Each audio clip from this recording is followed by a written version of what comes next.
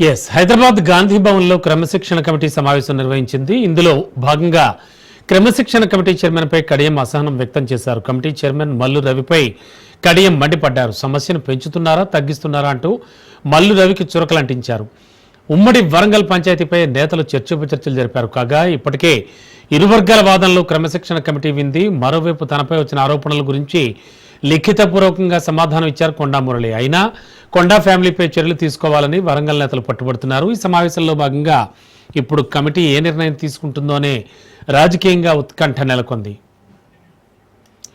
వరంగల్ కాంగ్రెస్ ఎమ్మెల్యేలు కొండా మురళిపై చర్యలకు పట్టుబట్టారు. కొండా మురళిపై చర్యలు తీసుకోవాల్సిందే అంటున్నారు ఎమ్మెల్యేలు. క్రమశిక్షణ కమిటీ ముందుకు రావాలంటే అవమానంగా ఉందన్నారు. తిట్లు తిన్న తమనే కమిటీకి పిలిచి ఎలాంటి సంకేతం ఇవ్వాలనుకుంటున్నారంటున్నారు ఎమ్మెల్యేలు. తమకు కూడా ఫ్రీ హ్యాండ్ ఇవ్వాలని, కొండా ఫ్యామిలీ ముఖ్యమా తాము ముఖ్యమా అంటూ కమిటీని ప్రశ్నించారు ఎమ్మెల్యేలు.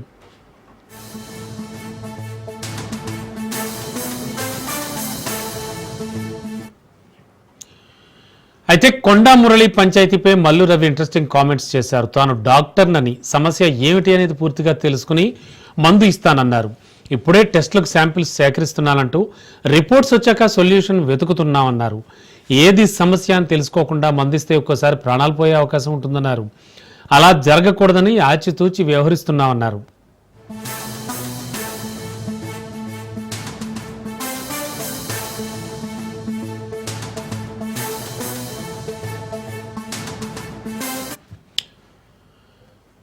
తెలంగాణ సచివాలయంలో మంత్రి జూపల్లి సమీక్ష నిర్వహించారు. భారీ వర్షాలతో అప్రమత్తంగా ఉండాలంటూ కలెక్టర్లకు ఆ మంత్రి ఆదేశించారు.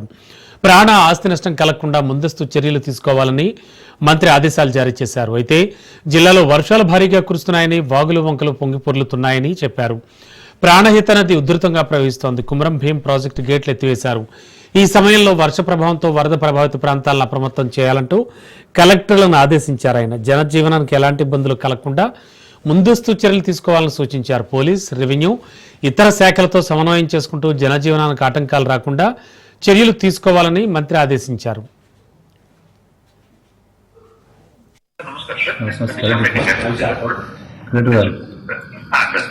ఇప్పుడు హెవీ రేన్స్ పడతా ఉన్నవి మన ఆసిఫాబాద్ జిల్లాలో కొమరం భీం, అలాగే కొమరం భీం ప్రాజెక్టు కూడా ఆల్రెడీ ఫ్లడ్ అయినట్టు అది కూడా గేట్స్ ఓపెన్ చేస్తారేమో హెవీ రేన్స్.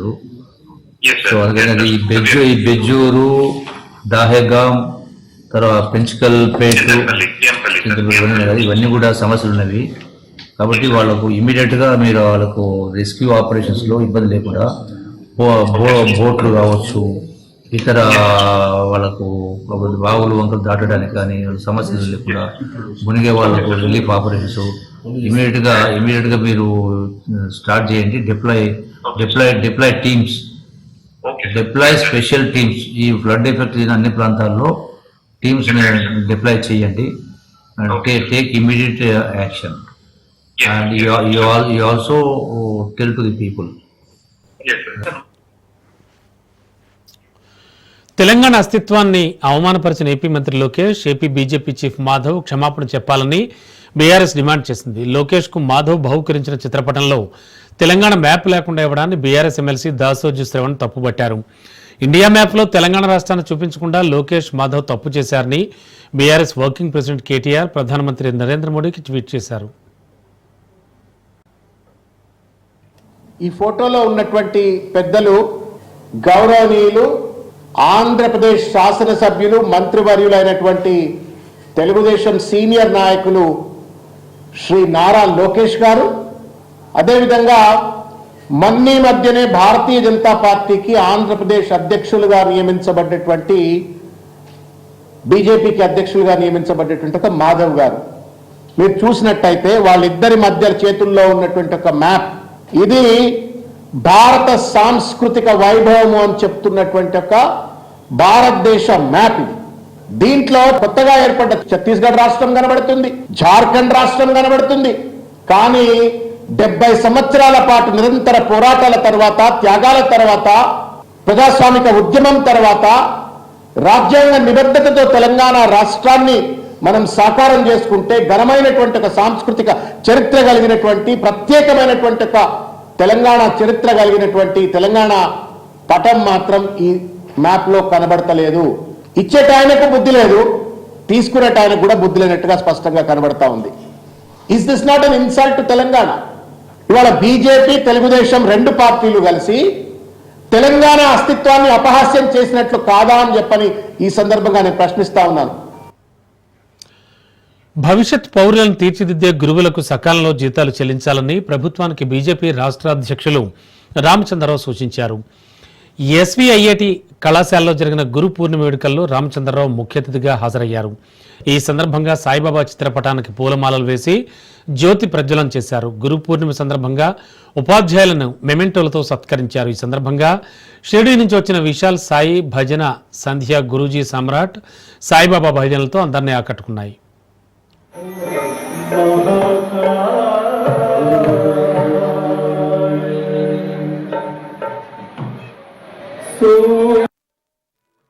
గురు పూర్ణిమ జరుపుకుంటున్నారు అందరూ కూడా. ఈ సందర్భంగా భారతీయ జనతా పార్టీ మొత్తం రాష్ట్రంలో కేంద్ర పార్టీ ఇచ్చినటువంటి ఒక కార్యక్రమం ద్వారా గురువులకు సత్కారం చేయాలని చెప్పేసి నిర్ణయం చేయడం జరిగింది. అనేక ప్రాంతాల్లో స్వామిలని, యోగా గురువులని, మనకు చదువు చెప్పిన గురువులకు సత్కరించి వారి యొక్క ఆశీర్వాదం తీసుకునేటటువంటి కార్యక్రమం ఇది. మరి భారతదేశంలో గురు పూర్ణిమ చాలా ఉత్సాహంతో మనం జరుపుకుంటాం. మన గురువులు మనకు దారి చూపెట్టేవాళ్ళు, గురువులు విద్యార్థులను తీర్చిదిద్దేవాళ్ళు, భావి తరాన్ని తీర్చిదిద్దేవాళ్ళు. కాబట్టి ఈ సందర్భంగా నీ ప్రభుత్వాన్ని ఒకటే కోరుతాను, చాలా మంది గురువులకు అంటే ఉపాధ్యాయులకు సమయానికి వాళ్లకు జీతాలు రాక, విశ్వవిద్యాలయాల్లో ప్రొఫెసర్లకు, లెక్చరర్స్ కు కూడా సరైన జీతాలు రాక, విద్యార్థులకు రీఎంబర్స్మెంట్ లేక, ఉపాధ్యాయుల ఒక నియామకాలు లేక, ప్రొఫెసర్ల నియామకాలు లేక ఈరోజు విద్యా వ్యవస్థ కష్టపడినటువంటి ఒక పరిస్థితి మనం చూస్తా ఉన్నాం. దయచేసి మన విద్యా వ్యవస్థని, మన గురువు శిష్యుల ఒక వ్యవస్థని మీరు దయచేసి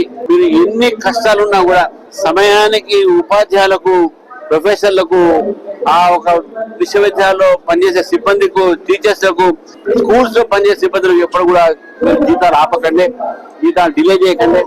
వాళ్ళని మంచిగా చూసుకుంటేనే సమాజం మంచిగా ఉంటుంది. కాబట్టి ఈ సందర్భంగా గురు పూర్ణిమ శుభాకాంక్షలు రాష్ట్ర ప్రజలకు తెలియజేస్తా ఉన్నాను. సీఎం రేవంత్ రెడ్డికి మెదక్ ఎంపీ రఘునందన్ రావు లేఖ రాశారు. ఇందిరమ్మ ఇళ్ల లబ్ధిదారుల ఎంపికలో ఎంపీలకు కూడా 40% కోటా ఇవ్వాలంటూ డిమాండ్ చేశారు. ఎమ్మెల్యేల మాదిరిగానే ఎంపీలు కూడా ప్రజల చేతనే ఎంపికయ్యారని, తాము కూడా ప్రజా ప్రతినిధులమే అని ఆ లేఖలో పేర్కొన్నారు. పార్టీలకు అతీతంగా 17 మందికి అవకాశం కల్పించాలని డిమాండ్ చేశారు. నిజమైన లబ్ధిదారుల ఎంపిక పెరగడానికి ఈ అవకాశం ఎంతో తోడ్పాటు అందిస్తుందన్నారు. ప్రధానమంత్రి ఆవాస్ యోజన నిధులు కూడా వినియోగిస్తున్నందుకు పేద ప్రజలకు మరింత న్యాయం జరుగుతుందని రఘునందన్ రావు వెల్లడించారు. గతంలో ఎంపీగా కూడా పనిచేసిన సీఎం వెంటనే నిర్ణయం తీసుకుంటానని ఆశిస్తున్నారని ఆ లేఖలో పేర్కొన్నారు. ఆయన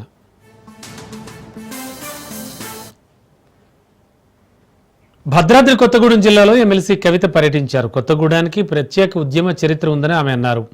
తెలంగాణ అస్తిత్వాన్ని కాపాడేందుకే జాగృతి బలోపేతానికి ప్రత్యేక కార్యక్రమాలు చేపడుతున్నట్లు వెల్లడించారు. గడిచిన 10 ఏళ్లలో సంక్షేమ కార్యక్రమాలు సామాన్య ప్రజలకు అందించామన్నారు. నేడు సంపూర్ణ రుణమాఫీ కాలేదని, పెన్షన్ల హామీ ఇచ్చినా పెంచలేదన్నారు. సంక్షేమ పథకాల హామీలు నెరవేర్చలేని నేటి ప్రభుత్వం సింగరేణి కార్మికుల సంక్షేమాన్ని యాజమాన్యం విస్మరించిందన్నారు. సింగరేణిలో బొగ్గు బ్లాక్లను ప్రైవేటీకరిస్తే మరో ఉద్యమం వస్తుందని ఎమ్మెల్సీ కవిత అన్నారు. మనం కష్టపడి ప్రాణాలొడ్డి అనేక మంది నిరాహార దీక్ష చేసుకొని అనేక మంది బిడ్డలు చనిపోయి ఇవాళ తెలంగాణ రాష్ట్రం వచ్చింది. వచ్చినటువంటి రాష్ట్రానికి ముఖ్యమంత్రిగా ఉన్నటువంటి వ్యక్తి కనీసం జై తెలంగాణ అని అనలేనటువంటి పరిస్థితి ఇవాళ మన రాష్ట్రంలో ఉన్నది. ఎందుకోసం తెచ్చుకున్నాం తెలంగాణ రాష్ట్రం? మన అస్తిత్వం నిలబెట్టుకోవాలని. మరి తెచ్చుకున్నటువంటి తెలంగాణ ఒక గాడిన పడే లోపలనే మరి కాంగ్రెస్ చేతిలోకి పోయింది. కాంగ్రెస్లోకి పోతే మరి ఇప్పుడున్నటువంటి ముఖ్యమంత్రి కనీసం సోయి లేకుండా, ఏ ఒక్క కార్యక్రమం చేయకుండా, సరే పోనీ 2 రూపాయలు పెన్షన్ లేటుకి ఇస్తాడేమో అనుకుంటే ఊరుకుందాం అనుకుంటే ఇప్పటి వరకు 18 నెలలైంది ముఖ్యమంత్రి అయ్యి. ఆయన ఒక్కటంటే ఒక్కసారి కూడా జై తెలంగాణ అనలే. ఎప్పుడు చూసినా నోట్లకెళ్ళి జై కాంగ్రెస్, జై సోనియమ్మ తప్పితే జై తెలంగాణ అన్నది రాలేదు. అంటే మన రాష్ట్రంలో ఇవాళ ఒక సంస్థ, తెలంగాణ జాగృతి సంస్థ, మనం ఉద్యమ కాలం నుంచి ఉన్నాం, తెలంగాణ అస్తిత్వం కోసం పోరాటం చేసినాం. ఆనాడు ఎంత అవసరమో ఇవాళ కూడా మళ్ళీ జాగృతి లాంటి సంస్థల అవసరం అంత పెద్ద ఎత్తున ఉన్నది. హోర్డింగ్ల ఏర్పాట్లో రేవంత్ సర్కార్కి హైకోర్టు కీలక ఆదేశాలు జారీ చేసింది. మున్సిపాలిటీస్ లేదా మున్సిపల్ కార్పొరేషన్లు అనుసరిస్తున్న విధానంపై వివరణ ఇవ్వాలంటూ సూచనలు చేసింది. పురపాలక శాఖ ముఖ్య కార్యదర్శి, కమిషనర్, జీహెచ్ఎంసీ కమిషనర్తో పాటు తదితరులకు నోటీసులు జారీ చేసింది. పూర్తి వివరాలతో కౌంటర్లు దాఖలు చేయాలని స్పష్టం చేసింది. విచారణ వచ్చే నెల 6కు వాయిదా వేసింది. 15 అడుగుల కంటే ఎక్కువ ఎత్తు ఉన్న ఎల్ఈడి హోర్డింగ్లను తొలగించాలన్న జీవో 68ని రద్దు చేయాలని తెలంగాణ అవుట్డోర్ మీడియా ఓనర్స్ అసోసియేషన్తో సహా 53 ప్రకటన సంస్థలు పిటిషన్ దాఖలు చేశాయి.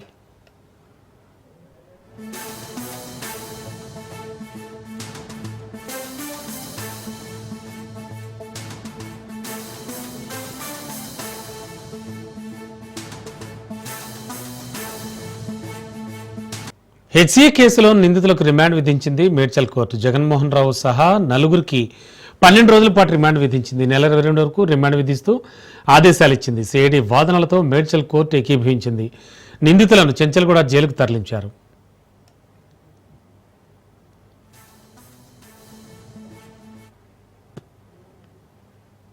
క్రికెట్ అసోసియేషన్ సంబంధించిన కేసులో జగన్మోహన్ రావు అండ్ అదర్ని తీసుకురావడం జరిగింది. దానికి సంబంధించిన కేసులో ఏదైతే మిస్అప్రోప్రియేషన్ ఫండ్స్ గిట్లా కింద పెట్టారో ఆ సెక్షన్స్ అట్రాక్ట్ కావని చెప్పి ఈరోజు చెప్పడం జరిగింది.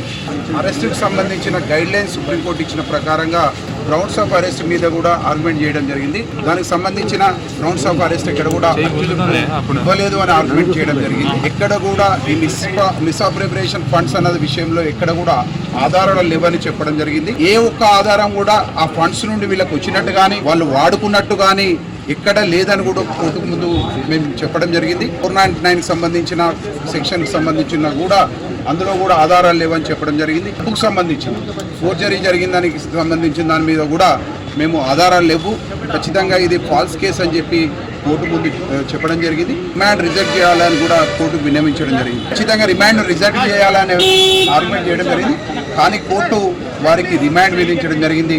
దానికి సంబంధించిన బెయిల్ కానీ మిగతా విషయాలన్నీ రేపు కోర్టులో జరుగుతుంది. ఈ నెల 22వ తారీఖు వరకు 14 రోజులు రిమాండ్ విధించడం జరిగింది. 15 డేస్ ఎప్పుడు కానీ ఆ రిమాండ్ చేసినప్పుడు మాత్రం బెయిల్ ఇవ్వద్దు అని లేదు. ఖచ్చితంగా ఒక రూల్ 14 డేస్ జైల్లో ఉంచాలి, 14 డేస్ మాత్రమే ఉంచాలి అనే ఒక రూల్ ప్రకారంగా అందులో ఉంటుంది.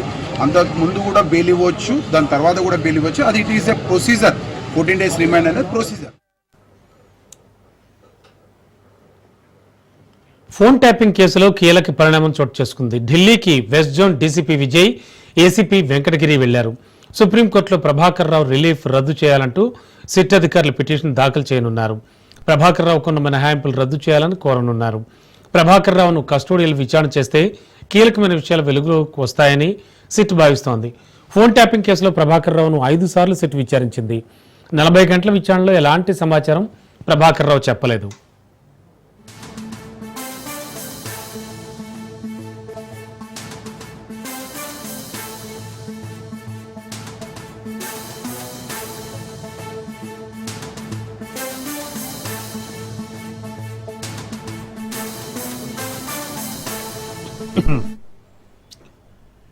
ఇక యశోద ఆసుపత్రి నుంచి మాజీ సీఎం కేసీఆర్ డిశ్చార్జ్ అయ్యారు. నందీనగర్ నివాసానికి ఆయన చేరుకున్నారు. హైదరాబాద్లోని సోమాజిగూడ యశోద ఆసుపత్రికి కేసీఆర్ మరోసారి వెళ్లారు. డాక్టర్ల సూచనలతో ఆయనకు హెల్త్ చెకప్ చేశారు. కేసీఆర్కు సాధారణ వైద్య పరీక్షలు నిర్వహించారు. కేసీఆర్ వెనక ఆయన కుటుంబ సభ్యులు హరీష్ రావు, సంతోష్ రావు ఉన్నారు.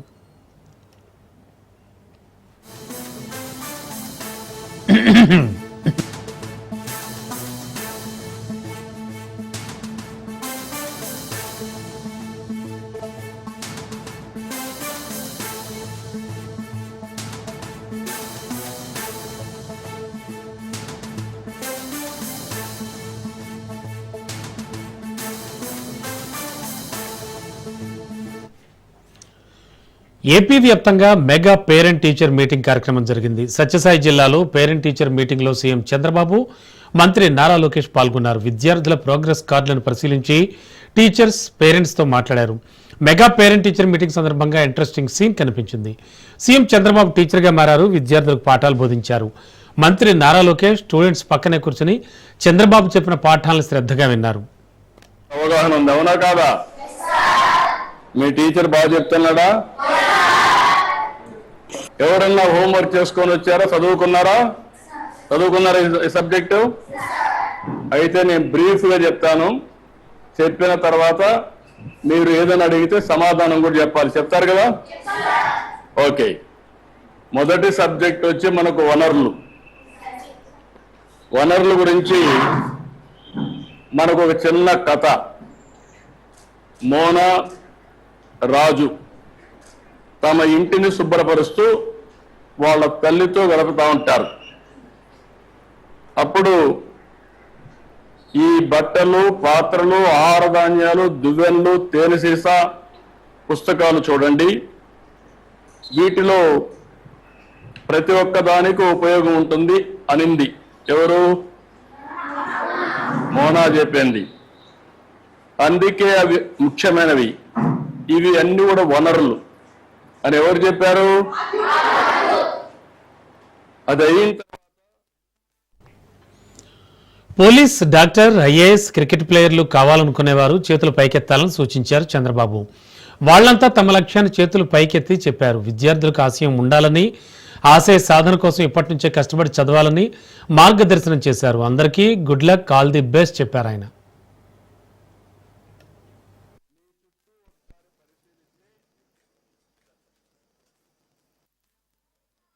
ఈ స్కూల్ ఒకసారి చూస్తే ఇది మనది. మన పిల్లల్ని తీర్చిదిద్దే జ్ఞానాన్ని మనకు ప్రసాదించే ఒక పుణ్యక్షేత్రం. ఇది మన పిల్లలకే కాదు, భావి తరాలకు కూడా అందించాల్సిన బాధ్యత ఈ గ్రామస్తులపైన ఉందని మరొక్కసారి మీ అందరికీ తెలియజేస్తున్నా. అందుకనే ఇక్కడ చూస్తే పూర్వ విద్యార్థులందరూ వచ్చారు. వారందరికీ స్వాగతం పలుకుతున్నా. మీకు ఒక బాధ్యత ఉంది. ఆ రోజు సమాజంలో ఒక బాధ్యతగా తీసుకొని స్కూల్ పెట్టారు కాబట్టి ఎంతో మంది దాతలు పెట్టారు. ప్రభుత్వం కూడా సహకరించింది. అదే మరిగా పుట్టపర్తి ట్రస్ట్ కూడా కొంత సహాయం చేశారు. మీరు ఇక్కడ చదువుకొని పైకి వచ్చారు. పైకి వచ్చిన వారందరూ తిరిగి మళ్ళా ఈ స్కూల్కి మీ వంతు బాధ్యత నిర్వహించవలసిందిగా మరొకసారి మీ అందరికీ పిలిపిస్తున్నా. ఇదందరి బాధ్యత, సమిష్టి బాధ్యత. 2019లో గౌరవ ముఖ్యమంత్రి నారా చంద్రబాబు నాయుడు గారు, నువ్వు ఎక్కడ పోటీ చేస్తావంటే ఎప్పుడు గెలవని నియోజకవర్గం నాకు ఇవ్వమని నేను కోరా. ఆ నియోజకవర్గం పేరు మంగళగిరి. 2019లో 5,300 ఓట్లు మెజార్టీతో నేను ఓడిపోయిన రోజు నాలో బాధ ఆవేదన వచ్చింది. కానీ రెండో రోజు నుంచి ఆ బాధ ఆవేదన నాలో కసి పెంచి 5 సంవత్సరాలు కష్టపడి మళ్ళీ అక్కడనే పోటీ చేయాలని, గెలవాలని ఆనాడు నిర్ణయం తీసుకున్నాం. 2024లో యావత్ ఆంధ్ర రాష్ట్ర చరిత్రలో ఎప్పుడు రాని విధంగా నాకు మెజారిటీ ఇచ్చారు మంగళగిరి ప్రజలు. ఇది మన పిల్లలకి నేను ఎందుకు చెప్తున్నా, ఈరోజు పేపర్ చదువుతుంటే చాలా బాధ వస్తుంది. ఒక్క సబ్జెక్ట్లో తక్కువ మార్కులు వచ్చినాయని పిల్లలు ఆత్మహత్య చేసుకుంటున్నారు. ఒక్క సబ్జెక్ట్లో ఫెయిల్ అయ్యారని పిల్లలు ఆత్మహత్య చేసుకుంటున్నారు. అవసరం లేదు. ఒక మార్క్ తగ్గిందన్నో, ఒక సబ్జెక్ట్లో వెనకబడ్డామని బాధపడాల్సిన అవసరం. ఆ ఫెయిల్యూర్ మనలో కసి పెంచాలా, పట్టుదల పెంచాలా, మళ్ళీ సాధించి కానుకగా తల్లి తండ్రులకి ఇచ్చే బాధ్యత ఇక్కడున్న మన అందరిపైన ఉంది. ఇక ఏపీ లిక్కర్ స్కామ్ కేసు దర్యాప్తు మరింత స్పీడప్ అయింది. రిటైర్డ్ ఐఏఎస్ అధికారి రజత్ భార్గవ్కు సిట్ నోటీసులు జారీ చేసింది. గురువారం ఉదయం 11 గంటలకు విచారణకు రావాలంటూ ఆ నోటీసుల్లో పేర్కొంది. గతంలో ఎక్సైజ్ ప్రత్యేక ప్రధాన కార్యదర్శిగా రజత్ విధులు నిర్వహించారు. మద్యం పాలసీ రూపకల్పన, రెవెన్యూ లాంటి పలు అంశాలు పర్యవేక్షించినట్లుగా తెలుస్తోంది. ఈ నేపథ్యంలోనే ప్రభుత్వ ఖజానాకు ఆయన నష్టం కలిగించారనే అభియోగాలున్నాయి. దీంతో సిట్ విచారణకు రావాలని తాజాగా నోటీసులు జారీ చేసింది.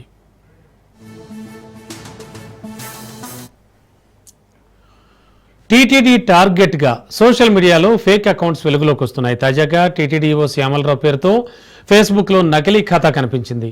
ఇది గుర్తించిన టీటీడీ విజిలెన్స్ టీమ్ అండ్ పోలీసులు ఈ ఖాతా నుంచి టీటీడీకి సంబంధించిన అంశాలపై తప్పుడు ప్రచారం చేశారా, ఆర్థిక లావాదేవీలు ఏమైనా జరిగాయా అనే కోణంలో కూడా విచారిస్తున్నారు. ఇక నిఘా పెట్టిన విజిలెన్స్ విభాగం దర్యాప్తును ముమ్మరం చేసింది. అదేవిధంగా టీటీడీ అధికారిక వెబ్సైట్, యాప్ మినహా ఇతర వాటిని నమ్మి మోసపోవద్దని భక్తులకు సూచనలు చేసింది. చిత్తూరు జిల్లా కాణిపాకం గణనాథనాలయంలో అపచారం చోటు చేసుకుంది. స్వామివారికి చెడిపోయిన పాలతో అర్చకులు అభిషేకం చేశారు. నిలువెత్తు నిర్లక్ష్యంతో స్వామివారి పట్ల అధికారులు మూర్ఖంగా ప్రవర్తించారు. దీంతో ఆలయాధికారులను భక్తులు నిలదీశారు. కాంట్రాక్టర్పై చర్యలు తీసుకోవాలని డిమాండ్ చేశారు. నిత్యం ఎన్నో రకాల అభిషేకాలు అందుకుంటున్న స్వామివారికి ఇలాంటి నిర్లక్ష్య వైఖరి చూపడం పట్ల తీవ్ర అసంతృప్తి వ్యక్తం చేశారు భక్తులు. వెంటనే కాంట్రాక్టర్పై కఠిన చర్యలు తీసుకోవాలని డిమాండ్ చేశారు.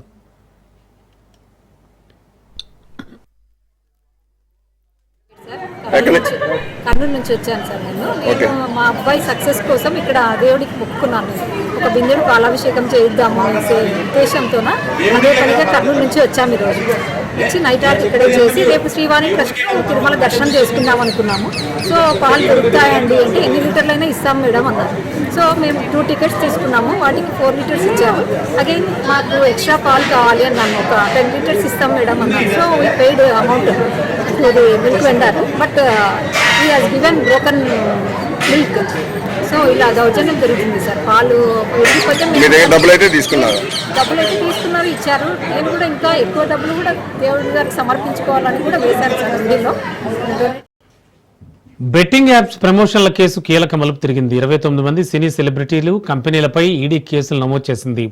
హీరోలు విజయ్ దేవరకొండ, రానా, నటి మంచు లక్ష్మి, ప్రకాష్ రాజ్, నిధి అగర్వాల్, అనన్య నాగెళ్ల, శ్రీముఖి తదితరులపై సైబరాబాద్ పోలీసులు ఎఫ్ఐఆర్ ఆధారంగా ఈడీ విచారణ జరపనుంది. సినీ సెలబ్రిటీలు, యూట్యూబర్స్, ఇన్ఫ్లుయెన్సర్లపై పీఎంఎల్ఏ కింద విచారించనుంది. నిషేధిత బెట్టింగ్ యాప్లకు ప్రచారం చేసిన వ్యవహారంలో యాంకర్లు, బుల్లితెర నటులు, సోషల్ మీడియా ఇన్ఫ్లుయెన్సర్ల నుంచి సినీ ప్రముఖుల వరకు కూడా అందరిపైన ఇప్పటికే తెలంగాణ పోలీసులు కేసులు నమోదు చేశారు. బిఎన్ఎస్లోని 318(4)(112) రెడ్ విత్ 49, తెలంగాణ గేమింగ్ యాక్ట్లోని 3(3)(a)(4) సెక్షన్లు, ఐటీ చట్టం 2000-2008లోని 66D సెక్షన్ల కింద ఈ కేసులు నమోదయ్యాయి. హైదరాబాద్ పోలీసులు నమోదు చేసిన ఎఫ్ఐఆర్ ఆధారంగా ఈడీ దర్యాప్తు చేయనుంది.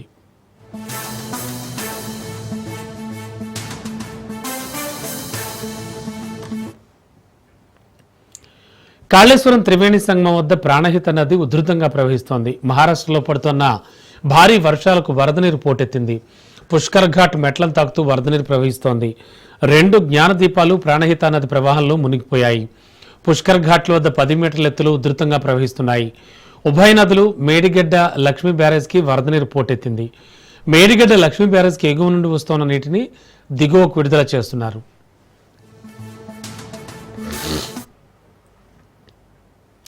బీహార్లో చేపడుతున్న ఓటర్ల జాబితా సవరణ ప్రక్రియపై సుప్రీంకోర్టులో విచారణ జరిగింది.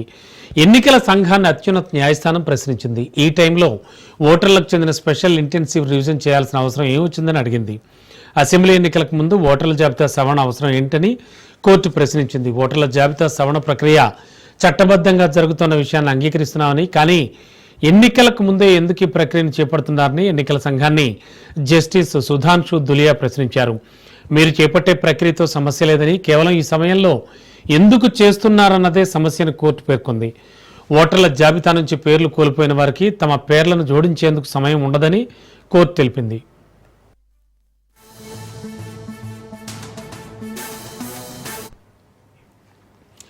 బీహార్లో ఓటర్ జాబితా ప్రత్యేక సమగ్ర సవరణ చేపట్టింది కేంద్ర ఎన్నికల సంఘం. దీన్ని వ్యతిరేకిస్తూ రాష్ట్ర ప్రతిపక్ష పార్టీలు సుప్రీంకోర్టును ఆశ్రయించాయి. ఈ మేరకు దాఖలైన అత్యవసర పిటిషన్ను జస్టిస్ సుధాంశు ధులియా, జస్టిస్ జోయ్ మాల్యా బాగ్చీలతో కూడిన ద్విసభ్య ధర్మాసనం విచారణ జరుపుతోంది. వాదన సమయంలో ఆధార్ పౌరసత్వ గుర్తింపు కాదని పేర్కొన్న ఎన్నికల సంఘం ఆర్టికల్ 326 కింద తమకు అన్ని అధికారాలు ఉన్నాయని పేర్కొంది. దీంతో ఎన్నికల సంఘం తీరుపై సుప్రీంకోర్టు ఆగ్రహం వ్యక్తం చేసింది.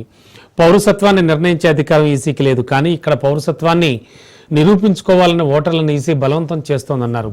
ఓటర్ జాబితాలో తప్పులను సరిదిద్దే ప్రక్రియ మంచిదే, అలాంటప్పుడు ఈ కసరత్తు ముందే ఎందుకు చేపట్టలేదని ప్రశ్నించింది. ఎన్నికలకు కొన్ని నెలల ముందే ప్రారంభిస్తే ఎలా అని ప్రశ్నించింది.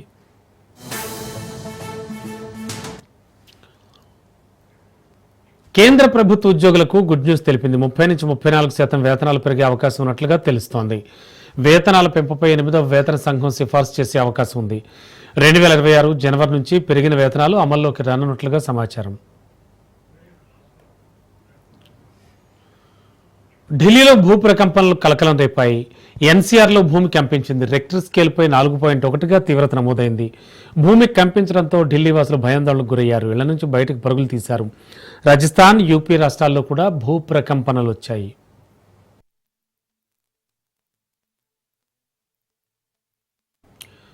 ఇక ఇవి బులెటిన్ విశేషాలు చూస్తూనే ఉండండి రాజ్ న్యూస్.